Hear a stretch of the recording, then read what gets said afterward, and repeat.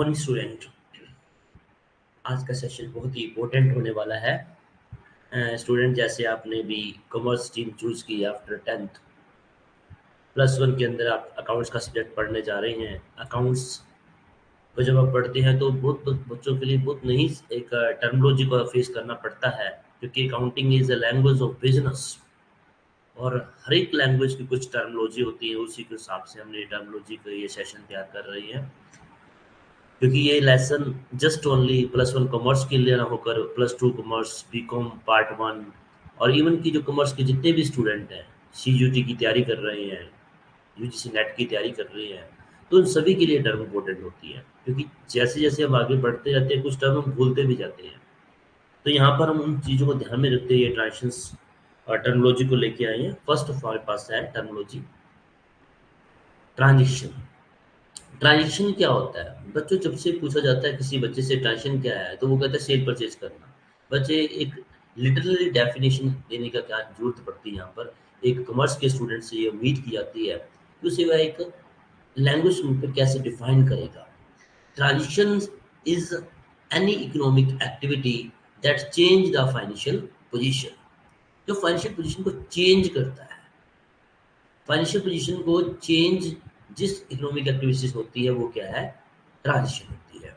This change can be increase और decrease in assets. इससे assets में डिक्रीज भी हो सकता है, इंक्रीज भी हो सकता है, लायबिलिटी में भी डिक्रीज हो सकता है, इंक्रीज हो सकता है।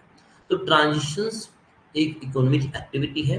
मैं आपको एक बात और भी बता दूं, every transition has to aspect. Dual aspect होती है हर एक ट्रांजिशंस की, ठीक है? ड्यूल एस्पेक्ट यानी कि one is a debit and one is a credit. One debit होता है और वन क्रेडिट। एटलीस्ट इतना होएगा आप देखोगे ध्यान से, ठीक है? तो ट्रांजिशन जैसे वो सेल किया, आपने बिजनेस में कुछ परचेज किया है, आपने लोन की पेमेंट की है, आपने एम्प्लॉयज को सैलरी दी, ये सारी क्या ट्रांजिशन है? एग्जाम्पल तो ये बनते हैं, लेकिन डेफिनेशन भी आपको आनी चाहिए। It's any economic activity that change the financial position. तो नेक्स्ट टर्म हमारे पास आती है इवेंट। क्या आती है? इवेंट।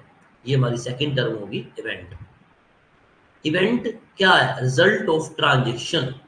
जो भी ट्रांजेक्शन का रिजल्ट होता है वो इवेंट है। जैसे आपने, मैं आपको एक एग्जांपल लेके बताता हूँ। आपके पास स्टॉक पड़ा है 20,000 का, ठीक है? और आपने उसमें से मोहन एक व्यक्ति है, उसे आपने 20,000 में से 10,000 का स्टॉक मोहन को सेल कर दिया 12,000 में। तो इसका एक रिजल्ट बनेगा बच्चे। आपके पास 20,000 का स्टॉक था, 10,000 की कॉस्ट थी, वो आपने 12,000 की सेल कर दी। 20 में से 10 आपने सेल कर दिया, तो कितना रह गया आपके पास? 10 रह गया ना, ठीक है? और 10 वाला बेचा कितने में आपने? ये वाला जो रिमेनिंग 2 पार्ट बना दिया आपने, ये कितने का बेचा आपने?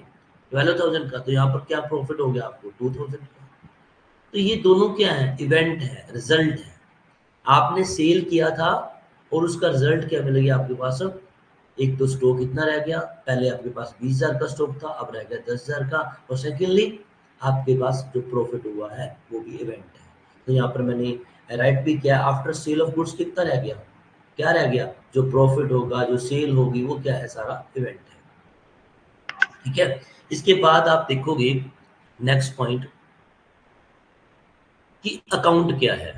देखो, आपने देखा अकाउंटिंग क्या है? रिकॉर्डिंग है, क्लासिफाइंग है, समराइजिंग है।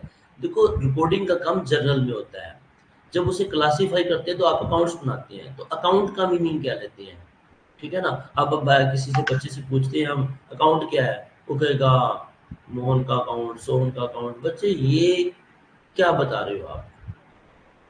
हमें अकाउंट की डेफिनेशन पूछी जाती है आपसे, ठीक है ना?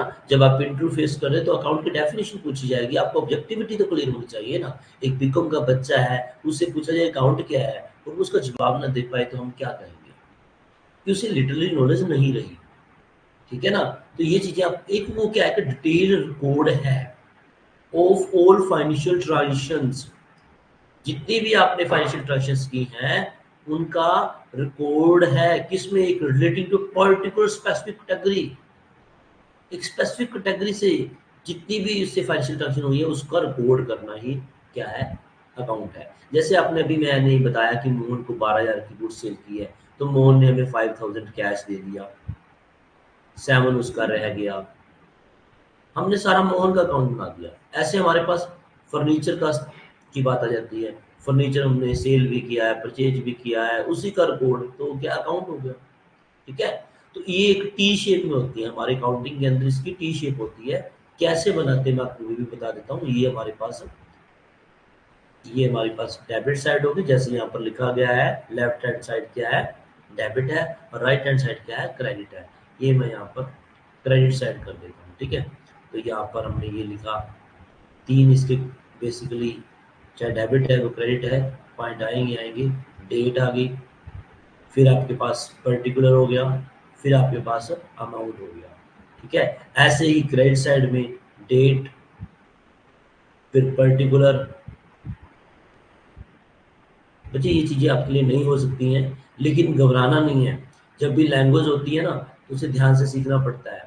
मैं आपको एक छोटा सा एग्जांपल दूं, जब आपने पहली बार साइकिल चलाया था तो आपको हैंडल को कितनी स्ट्रॉन्ग पकड़ा था, फिर भी आप गिर गए थे, लेकिन आप में सीखने की ललक थी। आपने उसे बार बार आप उसे ट्राई करते रहे, आप सीख गए। ऐसे ही है, आपने बार बार इनको पढ़ना है। आप इस वीडियो को बार बार देखेंगे तो अपने आप पता चल जाएगा कि हाँ, ट्रांजिशन का मीनिंग क्या है। आपकी जितना ज़्यादा आप कॉन्सेंट्रेट वे से इसको देखेंगे, पढ़े सुनेंगे, तो उतना ही ज़्यादा आप समझेंगे। तो ये देखेंगे आप, ये टी शेप में बना हुआ है। ठीक है, ये मैंने यहाँ पर टी शेप की बात की थी, और ये टी शेप में डेट पर्टिकुलर अमाउंट, ऐसे ही डेट पर्टिकुलर अमाउंट, ये क्रेडिट साइड होगी और ये डेबिट साइड होगी। ठीक है, तो ट्रांजेक्शन को हम फर्स्ट क्या करते हैं, जर्नल के अंदर रिकॉर्ड करते हैं, जो कि क्रोनोलॉजिकल बेस से होती है। क्रोनोलॉजिकल मीनिंग क्या है, टाइम बेस, टाइम के अकॉर्डिंग उसे रिपोर्ट करेंगे। जैसे आज 7 तारीख है, आज 7 की जितनी भी ट्रांजेक्शन उनको रिपोर्ट किया जाएगा। फिर कल 8 है, तो 8 के हिसाब से 9 की, तो इन टाइम बेस आप इवेंट्स को रिपोर्ट करते जाते हो। और उसके बाद जो ये ट्रांजेक्शन हुई है, आपने उसे अकाउंट्स में ट्रांसफर कर दिया, जिससे रिलेटेड अकाउंट्स है उसी में ट्रांसफर होगा। तो अकाउंट क्या है, डिटेल रिकॉर्ड हो गया। ठीक है, अब इसके बाद हमारे पास जो थर्ड टर्म आती है वो है लेजर। लेजर क्या है, एक ग्रुप ऑफ अकाउंट्स। जितने भी अपने अकाउंट्स बनाए हैं उस सबको, ग्रुप को क्या कहेंगे, हम लेजर बोल देंगे। आपने फर्नीचर का अकाउंट बनाया, आपने मशीन का अकाउंट बनाया, आपने किसी पर्सन का अकाउंट बनाया, वो सारे क्या है, एक बुक के अंदर शामिल है। उस बुक को क्या बोलते हैं हम, लेजर बोलते हैं। ठीक है, इसके बाद हमारे पास बैलेंस शीट। ठीक है, अब अपनी हमारी जो चौथी टर्म जो है, फोर्थ टर्म है, वो बैलेंस शीट। बैलेंस शीट क्या होती है बच्चे, हमने प्लस टू के बच्चों से जो पूछते बैलेंस शीट क्या है, वो कहते हैं assets and liability. No doubt, मैं इनको गलत नहीं कहता, लेकिन एक डेफिनेशन तो होनी चाहिए ना, एक सेंटेंस तो आप बोल सको। बीकॉम के बच्चे से पूछा जाता है कि बैलेंस शीट क्या है, हमारा इंडिया का कोई बच्चा ये ना कहे कि बैलेंस शीट है। नो डाउट उसे की जब बात आती है तो वो डिफाइन कर। ठीक है, 2025 भी बच्चे हमसे पढ़ रहे हैं, ये बात 24 चल रहा है, 25 में जब उनसे पूछा कि कैपिटल क्या है, बैलेंस शीट क्या है, एकदम डिफाइन कर सके।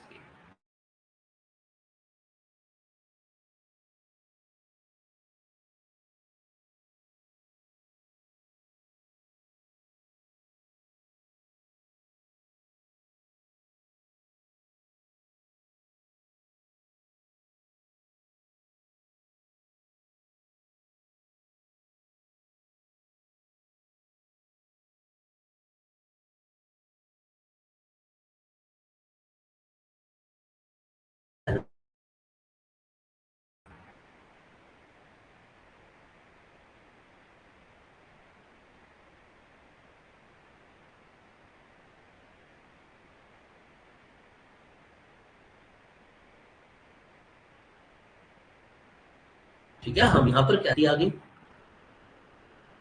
अमाउंट और एसेट्स, देन अमाउंट, ये चीज होगी, ये हमारी बैलेंस शीट होगी। मैंने यहाँ बोला एक स्पेसिफिक पॉइंट, यहाँ पर लिखा जाएगा ये बैलेंस शीट के साथ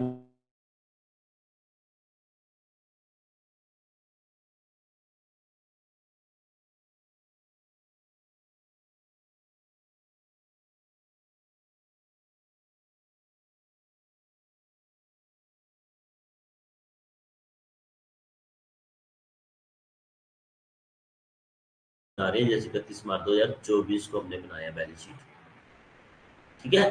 तो ये हमारे पास एक फाइनेंशियल स्टेटमेंट होती है। और बच्चे एक चीज आपको ओल्ड कंसेप्ट बताता हूँ, बैलेंस का मीनिंग क्या होता है। बैलेंस का बेसिक मीनिंग तराजू है, ठीक है। आपने देखा होगा तकड़ी, पुराने जमाने की तकड़ी जरूर सुनी होगी आपने, इसे तकड़ी बोलते हैं पंजाबी के अंदर, तराजू हिंदी का वर्ड है, ठीक है। तो ये चीज ऐसे तकड़ी हुआ करती थी, ठीक है। और तकड़ी के दोनों पहलू जो जितने भी ये फर्स्ट सेकंड, इनका ये क्या होता है, इस ढंग से बनी होती थी वो, ठीक है ना। तो ये चीज, इसके जो दोनों पलड़े हैं वो क्या होते हैं, बराबर होते हैं। एक में एसेट्स है, एक में लायबिलिटी है, दोनों बराबर होने चाहिए। अगर दोनों बराबर नहीं है तो आप कह सकते हैं कि बैलेंस शीट सही नहीं बनी। और हमारे पास प्लस वन के बच्चे से पूछा जाता है आपकी बैलेंस शीट मिली, कहते नहीं। जितने बच्चे होते हैं वो कहते बैलेंस शीट नहीं मिली। अगर जिनकी मिली भी, बहुत कुछ लफड़े करने पड़े, धक्के से मिलानी पड़ी, भी क्या करें हम। कुछ तो वैसे बराबर जोड़ करके लिख के आ गए, भाई चलो लिख दे, टीचर को क्या पता चलेगा, लेकिन लॉस तो खुद का हुआ, ठीक है। आंखें बंद करने से बात नहीं बनती, चीज़ों को समझने आंखें खोलनी पड़ेगी, तभी आप चीज़ों को समझ पाओगे। तो मैं ये चाहूँगा कि आपको जो ये लेक्चर दिया गया है, इनको आप दोबारा से सुनें, समझें, ठीक है। मेरा फ़ोन नंबर भी आप नोट कर सकते हैं, 9466730231। आप जब भी चाहें इस पे मैसेज भी डालें, आपको अगेन वीडियो लेक्चर मिलेगा। और आपको ज़्यादा आपकी प्रॉब्लम आती है तो आप बात भी कर सकते हैं, ठीक है। थैंक यू, आज के लिए इतना ही।